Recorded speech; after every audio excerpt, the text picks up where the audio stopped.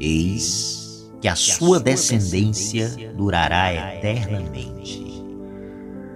Ó Senhor, eu cantarei eternamente o vosso amor.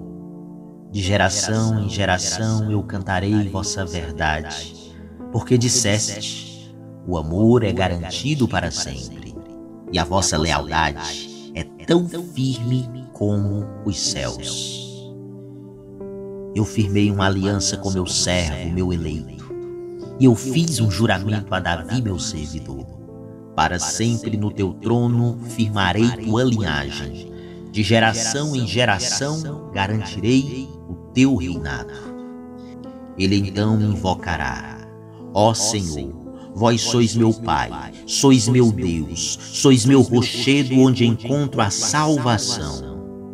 Guardarei eternamente para ele a minha graça, e com ele firmarei minha aliança indissolúvel. Eis que a sua descendência durará eternamente. Com ou sem mim, Deus continuará agindo e seu plano para a humanidade se concretizando. Mas Ele quer contar comigo. Na primeira leitura, a profecia de Natã acena para Salomão, filho de Davi, como construtor do templo. Nem todo projeto que Deus aprova se concretizará através da minha vida, mesmo que eu inicie. Foi o caso de Davi. Davi tinha o desejo de construir um templo para o Senhor, mas quem de fato construiu foi o seu filho Salomão. E outra coisa, o descendente de Davi, Jesus, nosso Senhor e Salvador, foi quem fez de nós os verdadeiros templos vivos por meio do seu Espírito vivendo em nós. As palavras manterei depois de mim a descendência que nascerá de ti e consolidarei o seu reino, indicam uma longa descendência no trono de Judá. Esta descendência teve um fim histórico, recebendo força profética na alusão velada ao Messias, descendente de Davi. Ele reinará para sempre.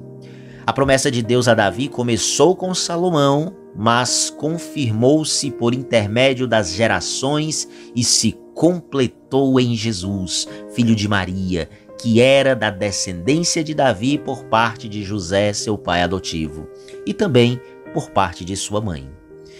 Em todos os tempos, Deus escolhe pessoas de fé para executarem seus projetos.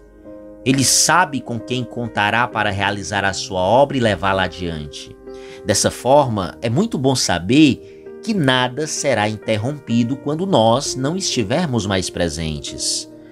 O trono de Deus estará firme para sempre através de nós e dos outros que virão. Contra toda esperança, ele firmou-se na fé.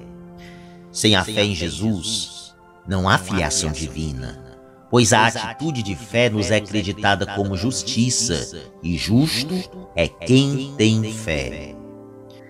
Na segunda leitura, São Paulo afirma que Abraão acreditou e essa atitude de fé lhe foi creditada como justiça. A condição de herdeiro é uma graça, um dom gratuito de Deus e uma virtude da fé.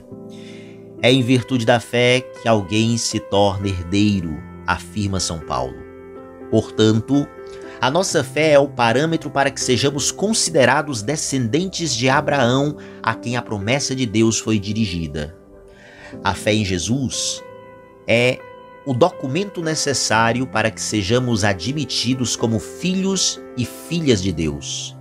Sem a fé em Jesus, não há filiação divina, pois a atitude de fé nos é acreditada como justiça, e justo é quem tem fé. Por isso, a promessa de Deus continua valendo para nós até hoje, através dos tempos e das gerações. Aquele que acredita na promessa de Deus para si, torna-se como Abraão e como São José, testemunhas da fé, e será como um pai para aqueles a quem atrairmos para o Senhor. Sim, somos pais de muitos povos na medida em que damos testemunhos contra toda perspectiva humana da fé que temos nas promessas de Deus. Mesmo contra toda esperança humana, precisamos nos manter firmes na fé, naquele que providencia todas as coisas a todo momento.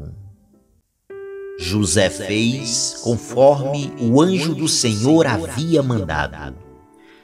A obediência de José lhe computou a qualificação de homem justo. Mesmo que antes tenha decidido abandonar Maria, José tornou-se um homem justo porque, obediente e ajustado à vontade de Deus, não relutou em atender ao anjo que lhe aparecera em sonho. Isso mostra que São José era um homem que tinha intimidade com Deus e conhecia os passos do seu Senhor. Por isso ele conseguiu tomar uma decisão tão radical. Ele é um exemplo para os pais, porque cumpriu sua missão conforme a vontade de Deus, deixando de lado o seu projeto pessoal de vida. Confiou no projeto de Deus para a humanidade e cooperou para que a salvação em Jesus fosse oferecida a todos nós. Todo pai precisa ser como José. Precisa abandonar o seu projeto pessoal de vida. Ele não deve projetar a vida segundo o seu interesse, segundo a sua vontade, mas sim viver o projeto de Deus na sua vida, na vida de sua esposa, na vida de seus filhos. Isso é ser um homem parecido com José. Essa liturgia em honra a São José, padroeiro da Igreja Católica e esposo da bem-aventurada Virgem Maria, também nos convida a olharmos para o convívio amoroso e espiritual entre Jesus, Maria e José e mostra-nos um caminho de santidade que deveria servir de inspiração e modelo para todas as famílias, mas sobretudo para aquelas mais atormentadas pelas vicissitudes dos tempos modernos. Quantas dificuldades, quantos problemas se levantam para tentar derrubar, destruir a nossa família. Quantas dificuldades muitas vezes motivam o coração de um pai de família a abandonar sua casa, a abandonar esposa, a abandonar filhos para viver o seu projeto de vida segundo a sua vontade, segundo os seus prazeres. A liturgia de hoje nos ensina que nós precisamos exatamente seguir esse caminho de São José, um caminho de obediência ao projeto de Deus para a sua vida e para a vida dos seus familiares. Meu irmão, quando um pai de família, ele segue os projetos de Deus, com certeza ele não abandona a sua casa, a sua esposa e seus filhos para viver os seus prazeres, mas ele encontra em Deus o maior prazer da sua vida.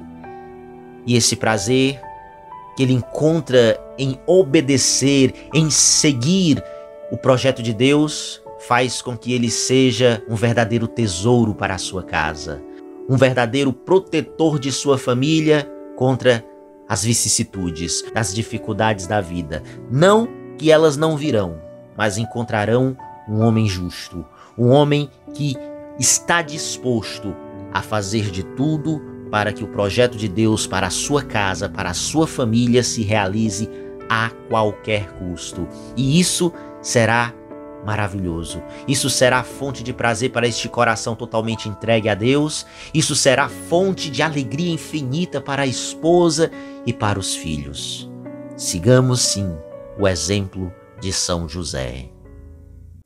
A obediência de um filho aos pais depende estritamente da obediência dos pais a Deus. A tragédia familiar dos tempos modernos está na rebeldia dos pais contra a lei divina. Muitos pais se comportam como inimigos dos mandamentos do Senhor e incentivam os filhos a viver no pecado. E aí, criados como animais, os filhos obviamente reproduzem comportamentos animalescos de pessoas que não procuram com toda a força da própria alma a sua salvação.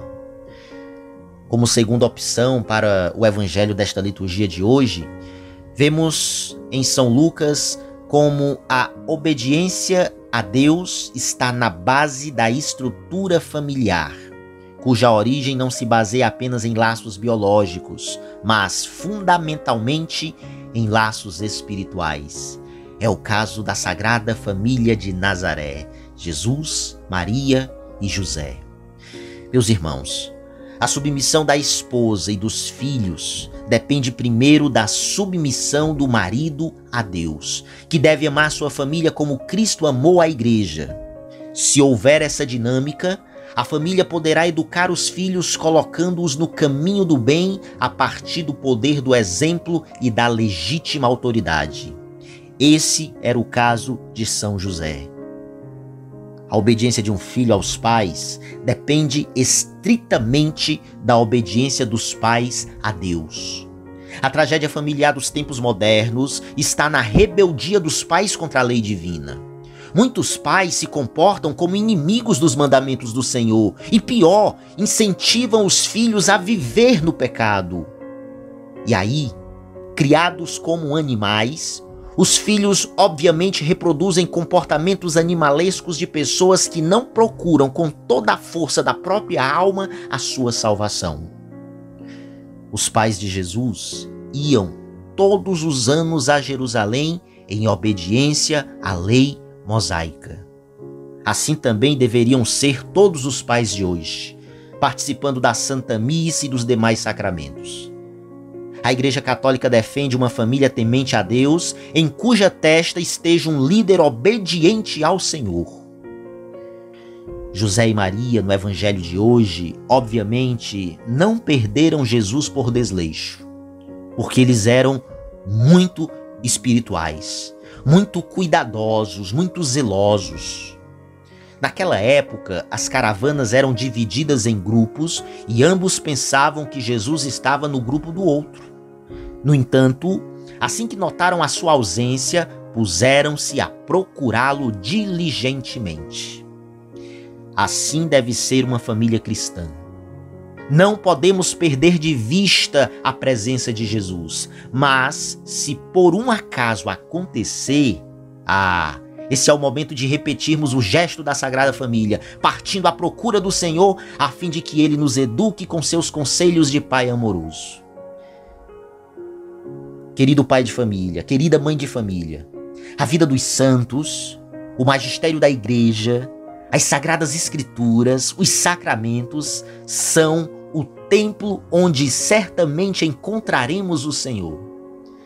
Desta solenidade, unamo-nos à Virgem Maria e a São José para juntos meditarmos e conservarmos no coração a sabedoria do Verbo encarnado, aquele que nasceu segundo a profecia de Isaías para ser Conselheiro admirável, Deus forte, Pai eterno, Príncipe da paz.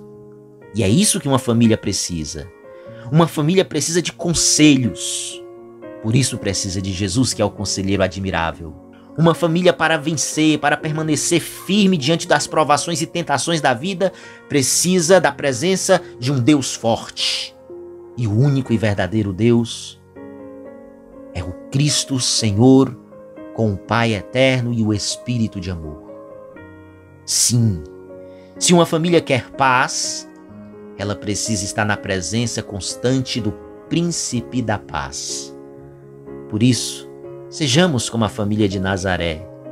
Façamos de tudo para que Jesus nunca saia do nosso meio, mas se por acaso a vida, as dificuldades, as tentações nos fazerem perder Jesus, que diligentemente o busquemos, aonde ele se deixa encontrar.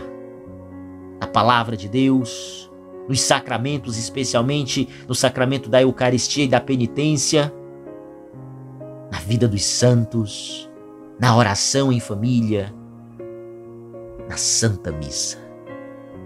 E que pela intercessão de São José, padroeiro da Igreja, Deus abençoe as nossas famílias. Louvado seja o nome de nosso Senhor Jesus Cristo, para sempre seja louvado.